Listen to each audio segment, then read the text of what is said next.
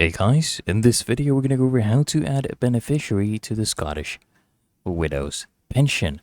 Now to do this you'll have to fill this form, okay?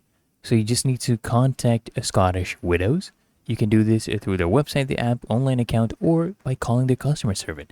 And you request this nomination form. I actually found this online. You can just search this up, Scottish Widows Platform Nomination of Beneficiaries form, and you'll get this PDF right here.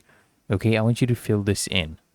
Right, complete the form with the necessary details of the beneficiaries that you wished to nominate. And remember guys, it is crucial to review and update your beneficiary nominations regularly, especially as your circumstances change. And also be sure guys to keep a record, a copy of the nomination form and any updates you've made, and then just go ahead and submit this, okay? And if you're wondering how to contact them, you can call them on this number. This is their email, and this is the URL of the website. Just go ahead and send this form via email. Remember guys, keep a copy.